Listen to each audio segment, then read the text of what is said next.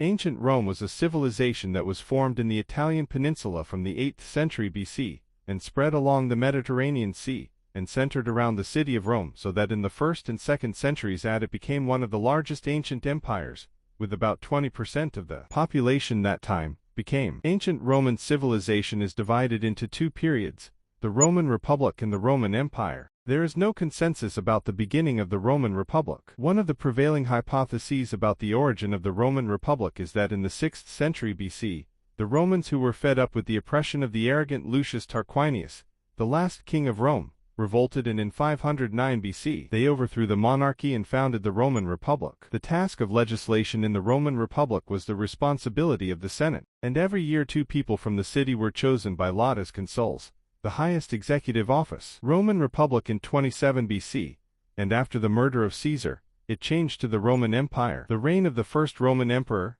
Augustus, began in 27 BC. This reign witnessed the beginning of the Pax Romana, an era of political stability and great glory that lasted for about 200 years. During this period, the Roman Empire ruled the Mediterranean and most of Western Europe. The empire was thoroughly organized and well governed. A network of roads connected the empire's territories to the capital, Rome. Rome's trained legionnaires defended all critical points along its borders. The Romans followed a wise policy towards the tribes they obeyed.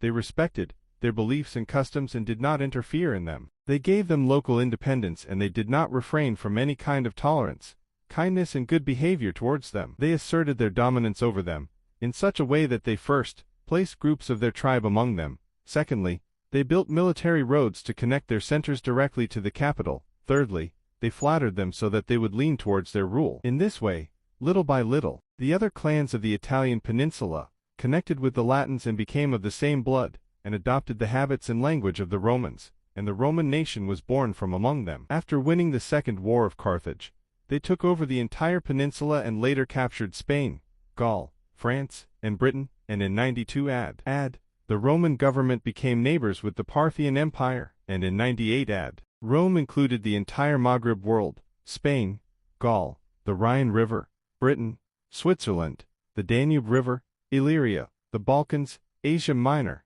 Egypt, and the northern coast of Africa. The Roman Empire brought 2 great results to the Western world. 1. Uniting the different tribes and peoples of Europe under one flag and forming a vast country and a strong government. 2. The preservation of Greek and Roman civilization from complete decline during the invasion of barbarian tribes in the 5th century AD. If the Romans, like the Russians, Austrians, and Germans, tried to impose their civilization on the conquered tribes, a strong nation and empire would not have been created. The great art of the Romans was familiarity with the way of governance. They were kind to the defeated nations and peoples and showed them that their interests were the same as those of Rome. They gave internal independence to each place. They made it free for them to be a comprehensive member of Rome and accept its citizenship, and they gave them the right to achieve high positions. As a result, the defeated tribes were willing to give up their personality and give up their society, religion, customs, family name, and language. In this way, the unity of language, law, money, and commercial rules emerged, peace and order were established in the empire, and everyone benefited from the blessings of order and security. The Latin language became universal and all citizens, except for the lower classes, spoke it, and Greek language and culture prevailed only in the eastern Mediterranean, where the Romans did not try to impose their language and culture on the people, but with the help of science and literature, they took advantage and spread their civilization. Ibn Khaldun says about the Greeks and Romans, "These nations are among the largest nations in the world, and their kingdom and power were the most extensive. They had 2 great governments, one was Alexander's government and the other was Caesar's government." From the 3rd century BC, the Romans began to form their empire. Before the 2nd century AD, the Romans controlled most of Western Europe, the Near East, and North Africa. The success of the Roman Empire was the result of the use of highly skilled and trained legions, and their highly effective management, which was well controlled from the center of the capital city of Rome. The ruins of the ancient Roman Empire. In 27 BC Octavian, 63 BC, 24 AD, Octavian or Augustus Caesar becomes the first Roman emperor. Augustus, who ruled the Roman Empire for 40 years, shared the responsibility of running it with the Senate, a group of Roman governing officials. He made the Roman army a strong and trained force. During his rule, Rome went through a period full of peace and glory. Augustus was also very careful about maintaining his position as emperor. He created a well-paid bodyguard called the Praetorian Guard. The first Roman emperors were members of the Augustus family. Gaius Caesar, 1241 AD, known as Caligula, meaning little boots, ascended to the empire in 37 AD. The soldiers of the army, which his father commanded, gave him the nickname Caligula because he wore small military boots. After Caligula became emperor, he lost his sanity. One incident recorded by the Roman historian Ctesias, at 69-104, describes Caligula ordering his highly trained and powerful army to collect conch shells on the seashore. He gave his favorite horse the title of consul, the title of a high-ranking Roman official. He also married his sister, Drusilla, but later killed her. Members of his bodyguard, praetors, killed him in 41 AD. The last emperor that belonged to the Augustus family was Nero, 3768 AD. In 54 AD, his shrewd and ambitious mother, Agrippina, 1559 AD, poisoned her third husband. Her husband was Emperor Claudius, 10 BC to 54 AD. As a result, his 16-year-old son succeeded his godfather. After a promising start to his reign, Nero became extremely ruthless and corrupt. When Agrippina interfered too much, daily and energetically in all the government and life of her own son, Nero killed her. He was famous for his wild feasts and his delusions about his talent for poetry and music. Rome on fire. In 64 AD, a great fire destroyed the city of Rome. Nero pretended that he intended to rebuild the city of Rome with a new plan. Many people in Rome believe that Nero himself deliberately started the fire. But anyway, Nero blamed the new religious group, or Christians, and killed them. The opponents of Nero's government gained so much power that they forced him to commit suicide in 68 AD. Roman statue. Year of the Four Emperors. In the year after Nero's death, four emperors came to power. A military commander named Galba, 3 BC to 69 AD, first took power. Galba was killed by the Praetor's Guard. This guard proclaimed Otto, 30 to 69 AD, ruler of the Roman province of Spain, as emperor. The Roman legion stationed in Germany, upon hearing this news, announced their commander Vatilius, at 69-15, as emperor. Vespasian, at 79-9, a rival commander, entered Rome. He killed Vatilius and became emperor himself. Substitute election. Vespasian established a tradition whereby a reigning emperor chose a successor during his reign,